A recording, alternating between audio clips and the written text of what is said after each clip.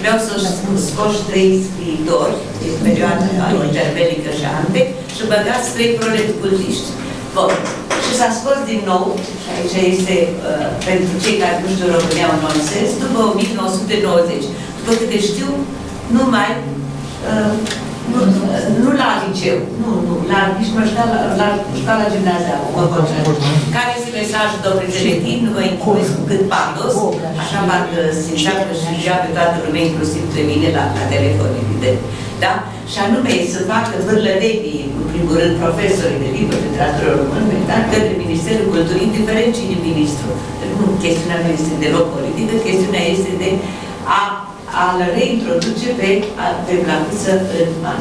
Și al doilea jucat campionat este un eveniment pe care îl organizăm noi, Academia Vârlădeană, sâmbătă, începând la ora 11, reluăm conferințele din perioada interbelică. De data asta nu va veni nici Panfil Șecaru, nici Ionel Teodoreanu, ci va veni profesorul universitar Dr. Nicolae Crețu și dorește ca și oficialitățile, consilierii, primarul, dar să fie prezente legat de